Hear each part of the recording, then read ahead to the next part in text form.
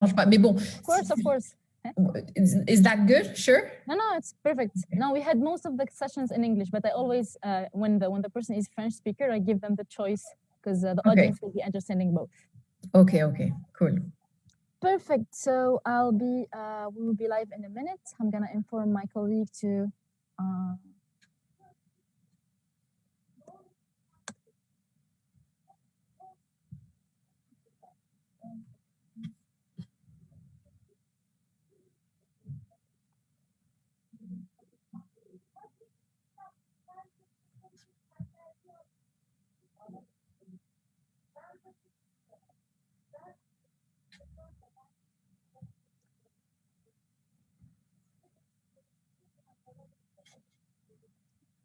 All right. So hello, everybody. We're super excited to have you again joining us at Ins and Outs of Ecosystem Building. So it's becoming a habit by now. Each Monday and Thursday, we're having amazing people in the spirit of giving back, jumping on calls with us and making interesting exchange with them. So for people that are joining for the first time with us, so this program is actually a fruit of a collaboration between Smart Capital and myself. I'm part of the team, and Projet Innovi, European Union for Innovation. So together we were, brainstorming on an interesting way to, expose our ecosystem internationally and have best practices exchange for capacity building in our ecosystem. And the idea and the program, fulfills this mission by having an interaction each time with people, really experts that were working in the startup industry this last decade and have interesting tips and learnings to share with you guys. So remember, the Q&A is for you. Don't hesitate at any time to send us your questions. We will be taking care of that at the end of the session to ask hopefully all the questions you will be having and all the feedback you want to share with us. So today is actually a very special day. I personally was looking forward to this session too, because the subject is very particular. So, we have the whole, let's say, train of thoughts. We started from understanding how are the dynamics of an ecosystem, what are practical tools, tips to be able as an accelerator or incubators to grow, to focus on the essentials. And today we will be digging deeper with our dear friend Alisée de Tonnac, leading SeedStars. She will be digging deeper thanks to her very interesting experience to actually understand how those startup support organizations can grow across the life of a high growth venture, right? We want to be ambitious, we want to think big. So, and we also need to be prepared maybe from now to take into consideration such, learnings and such knowledge sharing. So, hey, Alisée, how are you doing? Hi, everyone. I'm doing great. Thank you for having me. Great. We're super excited to have you with us. It will be great. I mean, if you have any,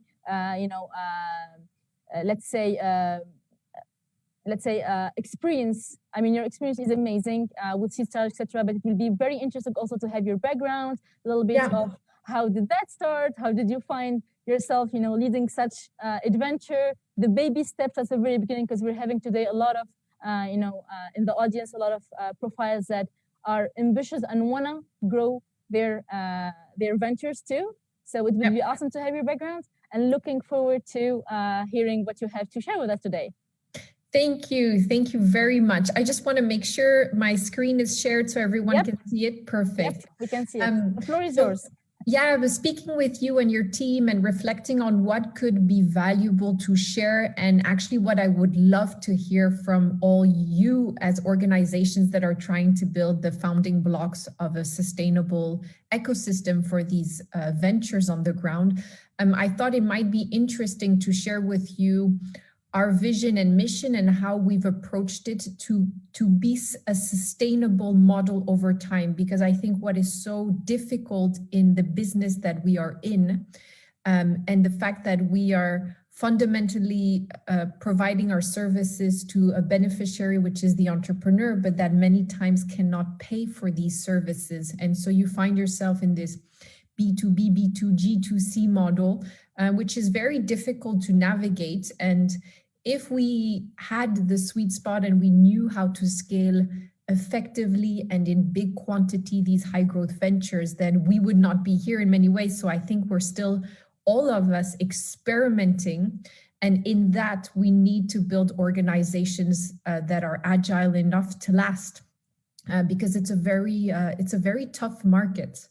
So quickly, a bit about myself. I thought I would share with you this one slide, which always shocks me because it comes from the blog Wait But Why, that maybe some of you know. And I remember like feeling so small when seeing that all the weeks of my life could fit in one slide. And it really just reminds me on how I approached SeedStars and joined the team, that it was a reflection of, okay, if I have this amount of days, how do I want to use them and for what purpose? And I think that has been kind of the driving constant within SeedStars, how we built the company and how we're also able to recruit talent to join the organization. So I started a very young corporate career, because it lasted 2 years within a cosmetic group, and had that sense of complacence, which didn't make me very comfortable. And I am one of the very lucky entrepreneurs and founders that was able to find the right founding team the first try. And now that we invest in companies and have supported thousands of entrepreneurs, I realize how lucky I am, because it's really a trial and error to figure out that the right team with whom you're willing to go the years and years into the marathon of building whatever business that you have. So I met my co-founders, and 8 years later, nearly 8 years, we're still together building SeedStars. And so maybe to give you a bit of context of what is SeedStars as an organization and the platform that we want to build, in order to think of the longevity of our actions, is we really believe and put down in words our mission, which is impacting people's lives in emerging markets through technology and entrepreneurship. So we believe, and at that time saw that we were at this sweet spot of the rise of emerging markets and them kind of becoming the center of the world, the democratization of technology, which allowed entrepreneurs from everywhere to start their business, but more importantly, be able to talk about scale of impact. And finally, really a global community. It's not at all a developed country construct, a global community of not only entrepreneurs, so young talents believing that entrepreneurship was a viable career path, but also a generation of entrepreneurial minds that have a very strong social drive, so very impact driven, which we see across the different continents. So all that put together felt like we wanted to become that platform to support these entrepreneurs and support having a lot of angles. So SeedStars, if I want to put it simply, we have these two main pillars. On one side, we are a community that provides entrepreneurial education, and we work with different stakeholders to operate these services to support the pipeline of talent that can build these high growth ventures. And on the other side, in support for us, there's also funding. So we make direct equity investments and also bring in other capital inflow through our investor network, but also other types of investments from grants or debt and all the blended finance in between. So I wanted to share with you this. It's complex, but work with me, because I think for organizations like ourselves, that you are for-profit or non-profit, the tension in the growth of our businesses will lie in impact and profit and how you manage that throughout time. And there's not a lot of frameworks to measure your impact. The one that is most used still in the development space, but not that much in the private sector, is the theory of change. So we a year and a half ago really invested time and resources in building our theory of change, which would be kind of which made it much more holistic, our approach to measuring the success of our activities. So let me give you quickly an overview of our theory of change and some main activities that we operate on a day-to-day to support this theory of change, so that you can, maybe it could spark some reflections on what do you want to build as the backbone of how you operate to measure if or if not you're really having impact, versus trying kind of like we've done in the past, desperately running after a bid or a contact or a partner and repitching every time or repackaging it because you need that fuel to move forward. So the theory of change, just so that you understand, is a framework in which, by identifying and measuring your activities, you are able to, through a logic framework, then connect it with an output and an outcome, which will then have an intended impact over the years. Because on top, in our business, when we talk impact, there are these very immediate indicators that we can track, such as we have the Net Promoter Score when we do an acceleration program. We have these feedback surveys on the day-to-day, but the long-term impact, if you are really participating in the growth of an economy, socially and economically, we'll only know 7-10 years down the line. So it allows you to be very rigorous in your measurements over time, so that you can really prove the success or not of your activities. We have this great documentary which really showcases kind of our activity, and I highly recommend to watch it, just to also understand better who are these entrepreneurs behind that we support. But for today, I wanted to share with you our thesis of the theory of change. So this is, we deep dive into the story of Alima, which is one of our investees, Cow Tribe, which is a business in Ghana in agriculture. And we've worked over the years in identifying and targeting these 6%. 6% is a symbolic number that we've used, which came from a research done in the UK that showcased that 6% of all UK companies accounted for over 50% of job creation and a substantial amount of GDP growth. And so our reflection was always, okay, so who are the 6% of emerging markets? Since there have been really incredible studies done by Omidyar Network, to name one, that do identify these businesses around the 4 to 6% in these markets. So I think it is an indicator also of the target of these businesses. And these businesses, specifically these high growth ventures, what we call, have of course a high market scale potential and also a strong innovation degree. They're disruptive enough in their industry. So these have been also kind of the ways we've tried to reflect on which businesses do we support. In the ecosystem that we work in, it's many times the so-called startups that we talk about so much. All the micro entrepreneurs and SMEs, we've decided to support them through the support that we give in high growth ventures targeting these types of entrepreneurs. So for example, we've incubated ourselves, but also invested in companies that provide grants for SMEs, or support in invoice factoring, or also small lending companies for individual, which are entrepreneurs. So that was our approach to supporting the larger spectrum of entrepreneurs, but really deciding consciously that our focus would be on these high growth ventures. And I think that's super important to understand who are you targeting, which allows you to be much more clear on the market with regards to the private and public stakeholders that you're trying to attract.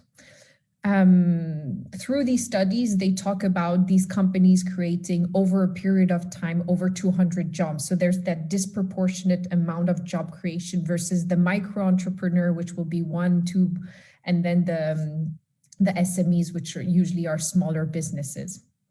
So the theory of change is we identify these high growth ventures, which will, if through our support, generate more revenue and receive more funding, which hence will allow them to hire and have more profit over time, which then will create more jobs within the economy and social impact, which over time will bring economic and social development.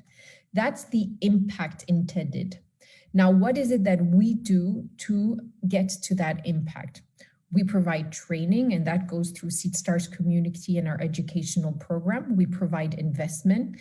And today through a performance assessment that we've done of trying to aggregate all the data of our past activities, because to be honest, we were not smart with the data and the information we had been collected for a while. So there was a huge work in trying to build that, what we call in the development space, monitoring and evaluation framework. And so we've supported over 4,000 companies and now have a capacity to invest in 40 companies per year. Today we have a portfolio, I think by the end of the year, of 70 companies worldwide. Here is the scope of the activities that we provide for entrepreneurs dependent on the maturity of the business. So it was really important for us to support them through a long cycle, because it was the way, because that's how you can reach your mission of impact. It's not necessarily because it was, and I think that's what we made the errors in the past. It's not because that's what was selling on the market at that time. It's because there was a real reflection that they need that support from us, considering the gaps in the markets from pre-idea event to Series A. So what is it that we need to put in place? And the level of customization of these programs or these funds or these community building activities is not necessarily the most difficult part, because if you have really spend time in building the community, then it's just a question of plugging the right people at the right time. And that has been the effort that we have done. And in figuring out how do you incentivize appropriately, not only the startup to join whatever program, whatever fund, whatever community building activity, but also the right mentors, investors, judges, whomever needs to be there at that time to make a difference in the growth of the business. And looking at the brutal facts of what are the incentives, how much can you get quality time or quality money from the right people, has always been top of our mind. And here's just an overview of our portfolio of investment across region and sector. To be able, as I was mentioning before, to provide valuable training and investment, it's all about connecting with the right community of investors, expert mentors. And that's really where we've worked a lot, not just having all these great names to put on the slide, but really with figuring out how can we make the matching appropriate at the right time and make sure people commit to that. So what are the incentives needed? What's the right platform to use? What's the level of engagement with these stakeholders needed so that we can consider ourselves a community versus just a list of people to interact with? And the ones that are paying, as you realize, is not most of the time, especially in the markets we operate in and in the impact-driven approach that we're doing, we're very much the ones still building up the ecosystem. So we've been working with 3 kind of main categories of stakeholders, maybe corporates, development banks, nonprofits, and governments. And through services that we've understood bring value to them. So for example, corporates, open innovation was extremely important, or with governments and ODAs, it's really important to figure out how do you build sustainable impact in these markets across different thematics. We were able to package our activities so that it made sense for them and the result would be always meaningful for the beneficiary. And so here are some of the different partners over time. that we work with, and also across different thematics that over time we've also considered ourselves more and more experts and are investing more time, because it's also something that we believe is fundamental in achieving, as I mentioned always, the long-term impact. For all this to happen, as mentioned before, community is key. And so there's really this push and investment on our behalf to continue and work on the brand, on the community, which was always about putting the entrepreneur first. So we've built a really loud marketing machine so that we could make sure, one, still evangelize kind of the whole concept of impact investing and sustainability and these entrepreneurs, bringing voice to these entrepreneurs across different markets and communities. And so we have not only like such as these episodes, documentaries to continue and be loud, we also have the physical spaces where we're there on the ground with the entrepreneurs. And it's an activity that we'll continue to do because there is so much value in putting more premium in your brand, which will by default certify and qualify better those in your community. And finally, a crucial part of our theory of change is experimentation. So in our theory of change, we call it the iterative learning process, but basically it's a model in which we are extremely comfortable and agile in experimenting. I'm not saying we have it right. We're still figuring out what is the appropriate machine to build this DNA of constant experimentation, but that's what we're thriving for. And there was always this idea of for entrepreneurs, by entrepreneurs. So we believe that if SeedStars was going to support high growth ventures, we had to believe we were one ourselves. So there was always an ambition of SeedStars thriving for high potential. And so we ourselves bootstrapped. This is a picture of my founders when we started off in Nigeria.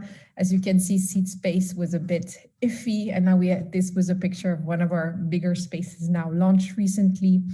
We have over 200 people in the group. And that I think is so important because everything we learn and we believe is a key success factor at SeedStars, we've disseminated it within the community.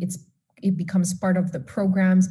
When we became like OKR driven, everyone in the programs became OKR. We're recently using a framework to analyze the opportunities of growth in our market. We then share it, and vice versa. We've seen entrepreneurs growth hack their way in super like intelligent ways. And so we've now taken in their best practice. So it's a constant learning machine that I think will allow us to stay agile and close to the facts in order to figure out what is the most appropriate support for these businesses. So some learnings, just to finish quick off, and I would love to hear your thoughts on how you're managing and building your organizations, but it all comes down to culture. But I was thinking maybe to be a bit more pragmatic with you. In the past 2 years, as we grow really in a large organization, and so we're in many ways no longer a startup on many aspects, what we realized was one of the most important leadership approaches in our business was to always confront the brutal facts. And I still see too many entrepreneurs and businesses that are not looking at the facts. What is your market? Who are you targeting? Are they willing to pay? What service is really of value? And I think people have many times this idea of what support should look like. And because their cause is so noble and they're so passionate, it sometimes takes away the reality and the hard facts of what's needed. So that is why at SeedStars, this experimentation machine is really core to our DNA and how we are scaling as an organization, because we really believe that facts are going to allow us to better measure our impact and get us closer to impact.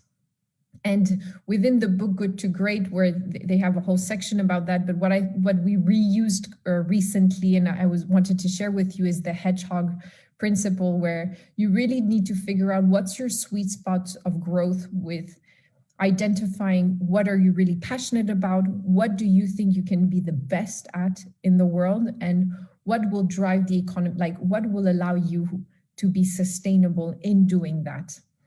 And you'll realize if you do, and we did this very brutally honest exercise, and realized that we were sometimes chasing the wrong opportunities, or trying to convince ourselves that we should be in this industry or on this product, when really was not what was most passionate for us, or not really a driver for sustainability. And to be honest, we would not be the best at it. So we had to recalibrate the options. So it goes with what I was saying in Experiments with Trust, which what you were saying at your introduction, which I thought was really nice, was about the baby steps. And I think people, it's so exhausting, and it's really a marathon, and there's nothing short term in what we do, that we tend to, with all the noise and media attention and whatnot around us, there's this sense that there's going to be that big break, that big deal, that big, that great company from your batch that's gonna just build your track record overnight, that amazing interview coverage, whatever it can be.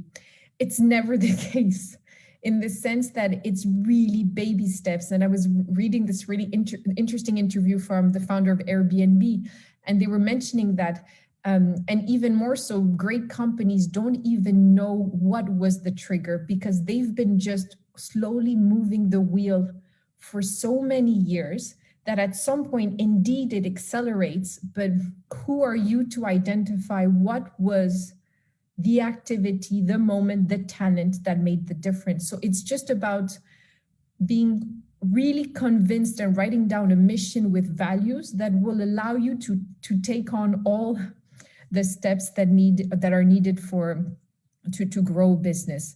And that really comes down to culture. So we've very early on, because we were remote from day one, had to quickly work on building our values, our mission statement, how would we track and retain our talents. All this was a very early on conversation, luckily for us. So now we have years of experience and like research behind it, which I think has been a key advantage, because it's always been about figuring out what were the right talents to support us in what would be the most appropriate support for the entrepreneurs, because it's just going to constantly change.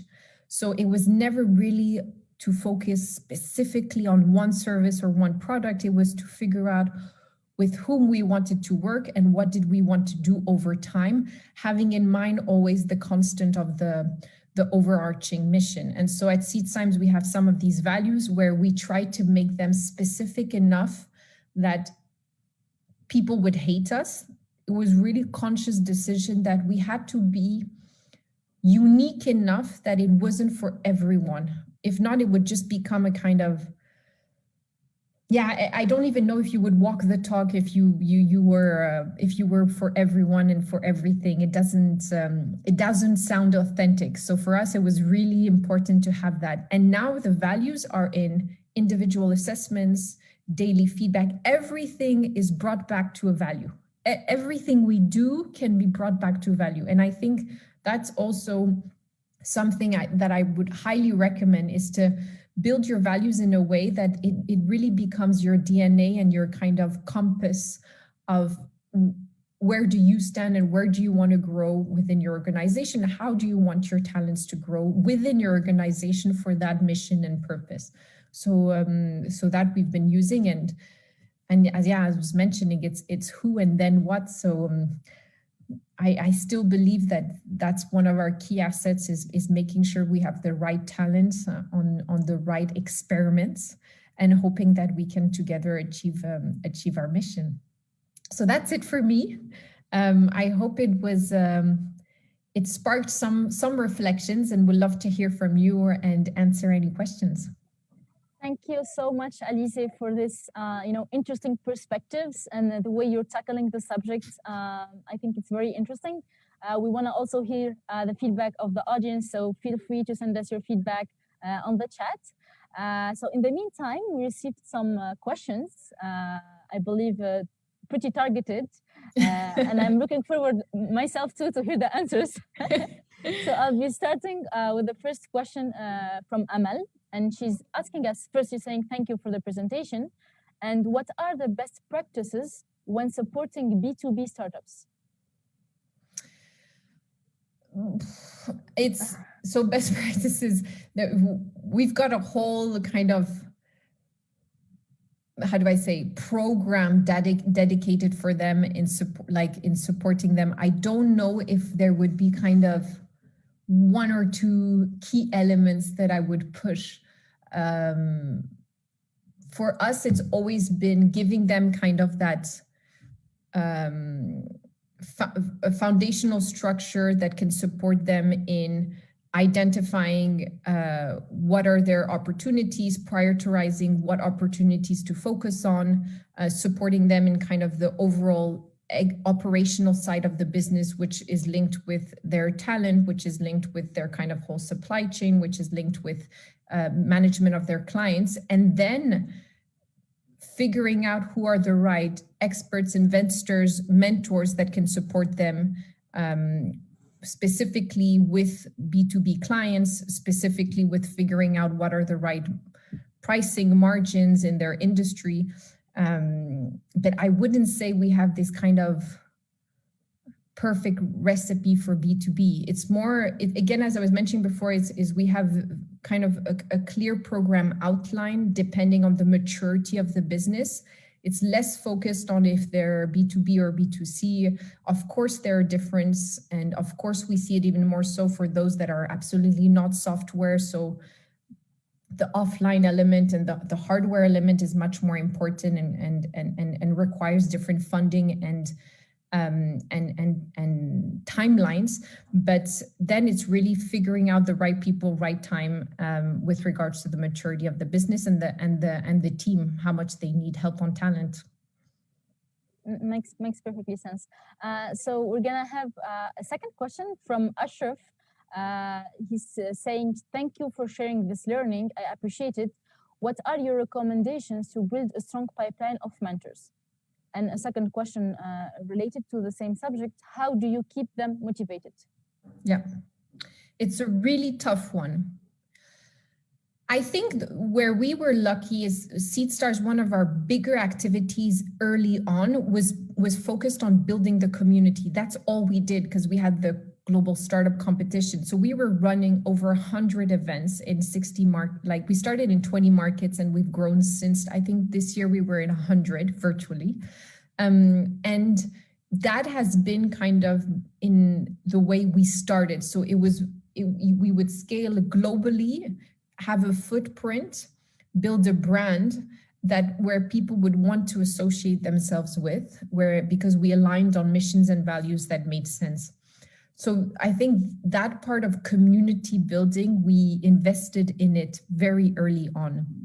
That said, now that we have a network, is how do you keep them engaged? We now have a team that's working on this kind of, whatever software it will be, but a matching platform that really, they have spent time in qualifying the mentors, their expertise, their interest, and also their incentives, which are very different. Some are extremely impact driven and they consider that they want to allocate X amount of hours with entrepreneurs in sectors, in geographies, whatever their interest may be.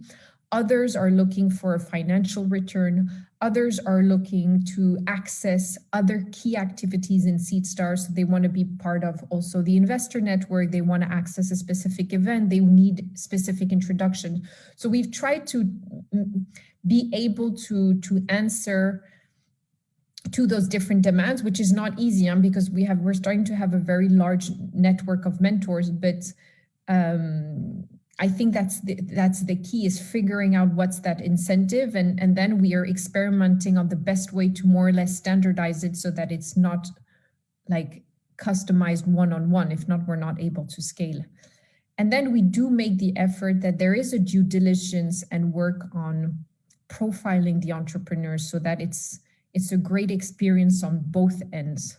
Not that the mentor finds themselves with completely irrelevant founder or worst, uninterested founder, which you can have a lot when you make these programs, networks. So that's also a big effort. But I don't have the latest statistic, but we have someone really running just the mentorship kind of connections. And I was hearing from a team member saying that now if a startup makes a request in 24 hours, they have 2-3 responses from mentors willing to jump in. So that's really Amazing. Interesting and attractive to see at a global level.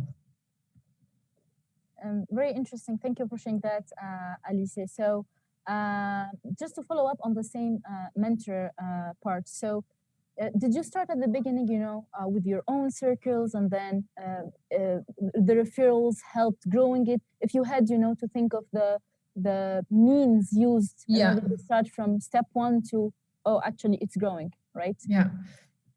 So step 0 was really knocking on doors. I remember it's with Pierre-Alain that we were building the SeedStars World Competition, and we literally went duck on the map of where we would go. We chose 20 countries. And at that time, we had 2 networks, the Swiss embassies that were really supportive in helping us on the ground. And we had like family members, whoever we knew that could maybe connect, because we had no idea, like we were coming to Rwanda and to Mexico for the first time. And Pierre-Alain was part of this really great network called Sandbox, which is young leaders under 30. And so we had these really great contacts also on the ground that helped us. But out of the 20 countries, I remember a couple, we really had nothing apart from kind of a personal friend that had no clue about the startup ecosystem, but at least we knew where we would sleep the first night. And then it was knocking on doors. And this was 8 years ago. So especially in some regions around the world, we were coming in where there were just like 1-2 accelerators, maybe a co-working space, but not even really startup oriented.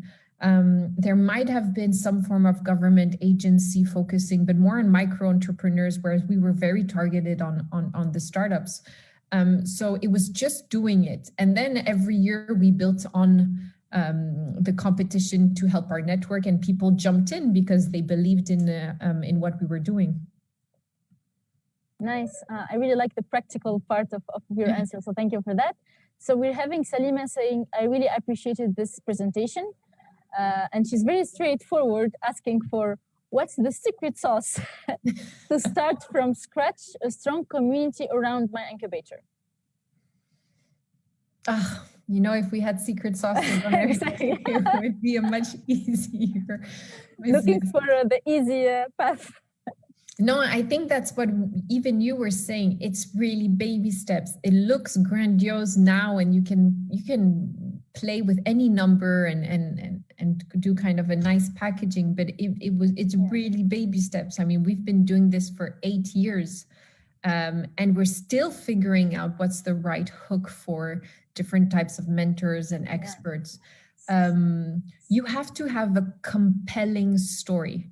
I think even more so in this new strange era that we're living, that will define a new norm. But in the meantime, we are virtual, and it's very difficult to connect and attract people from around the world or different industries, expertise. And so I think more than ever, you have to become an expert of storytelling. You have to tell a story. Just think about how you are consuming information and building your points of view today. It's very different to how we were doing it 12 months before. And that's why we did our documentary, and we're doing more and more video content, because we really believe the rules of engagement and attracting people is more and more different. So build a compelling story of why they should spend time for these specific entrepreneurs. What are they, jumping into? And then we've always been really, I think we've always done it quite well, the whole logistic part, so that it's as seamless as possible for them to interact and engage. Nice, nice. So we're also having Mahdi asking us today, what advice to an accelerator that wants to grow on the region?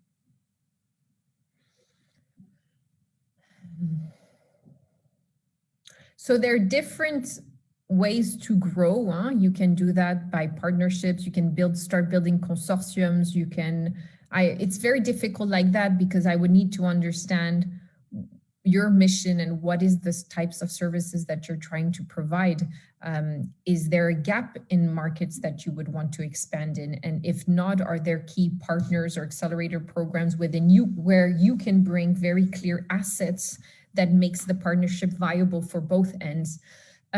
One way for us to identify what were the right opportunities that we should focus on, and then define what would be the most appropriate growth strategy depending on the assets that we had or the assets that we wanted to build, was the Market Opportunity Navigator, which has been, it's a framework that has been built by a professor at one of the, in a university, and it's really helped us define that. And so we've even done now webinars and integrated that in many of our programs, but you can find it online very easily. And they even like give you kind of a whole virtual framework you can work with. But it's true, we've used a lot of research and science, and there's so much out there that can help you. So we've always used these types of tools to help us answer those types of questions, because if not, you're kind of doing it in the air, where we always want to pull ourselves back to what does the data says. If we were to jump into this framework, what are the results coming out of it? Exactly. That's always been our approach. Data is the new oil, so don't forget that. It's a great actually answer for introducing the next question. Amira is asking us, what tools do you recommend to manage our activities in an efficient way? So I guess it's from a management perspective. And I know she's part of an accelerator. Our activities as in tools within the program, or tools for the day-to-day of an accelerator? Yeah, tools for the day-to-day of an accelerator to be more efficient, because I'm assuming from her answer that, you know, a lot of time loss here and there, managing things, and then you don't find yourself going to the essentials. So I've got like a tools guru at SeedStars that I think he could build an impressive list,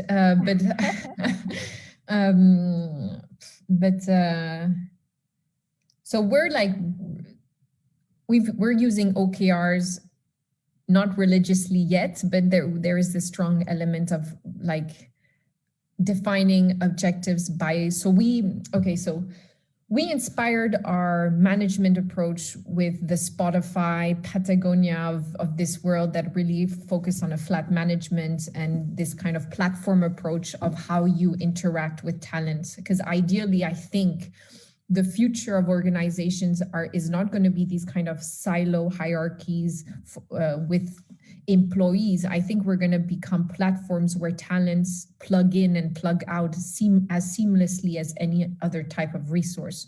So your best investment would be to define what is the culture and the kind of DNA of your platform, and understand what is it that you are providing, and what is it that, or like what value are people perceiving out of your platform, and how much can they build out of your platform. So we've used, so Spotify has great content online. You have the whole teal organization theory that we've used a lot in defining the organizational structure. Then in operations, we work a lot with OKRs, and we have kind of this matrix approach to how our teams run. again, I think it's funny, but I always keep coming back to the culture and how do we manage our talents, because then the rest is kind of a bypass of it. But then we really use Slack for communication, Zoom for speaking. We constantly have these performance evaluations on our leadership, on the happiness level, on the individual assessment. It feels as if when I say it, it sounds a bit corny and kind of cliche, but we really act upon it. And I think that's the most important thing. If you're not acting upon activities that you put in place, meetings that you're doing, processes that you're pushing teams to abide by, then it's probably not very valuable. No, it makes perfectly sense. So make your team happy so that they become themselves also gurus to find all the tools here and there, because there are so many tools every day, discovering new ones. So thank you for that, Alisée. So we're having 1 minute to go. So I will just ask a last question, and I kept it for the end. So Walid is telling us any advice on how to manage post-COVID challenges. No, I think it's really what I've been saying. Your mission, so your intention from what who you are in the ecosystem as accelerators, incubators, participating in support, your mission has never been as important as now, because it has more or less impacted the sustainability and the growth of these businesses. So it's, for me, the best advice is figuring out what's the long-term mission and the activities you want to experiment, and stay in experimentation mode, because in such uncertain time, already when it's business as usual, we operate with not full information. Let's say we operate on 70% of the information. In these times, we're probably at 30-40%. So really build that agility and experimentation so that you can continue and support these entrepreneurs, because it's invaluable what you're bringing to the ecosystem. Thank you so much, Alisée. C'était vraiment un délice de vous parler et d'échanger avec vous cet après-midi. So thank you so much again. Merci beaucoup. It's the end of our session, so I want to give you maybe last word you want to share with this ambitious ecosystem having so many questions. No, yeah, I mean, it's so cool. I mean, you guys make it makes my day. Speaking with you recently, I would love to see all your faces and spend more time talking about it, because we really don't have the perfect sauce, or I don't know how we said it before, but it's a really big pleasure to be part of this larger team and community of people trying to make some form of difference. On est très reconnaissant pour your giving back spirit and your time that you're giving to the audience, to us, and interacting. Very, very grateful for that and thankful. We hope to see you hopefully maybe once things get better, visiting us in Tunisia and maybe having the live sessions. Thank you so much and have a wonderful day. Thank you. Bye-bye. Bye.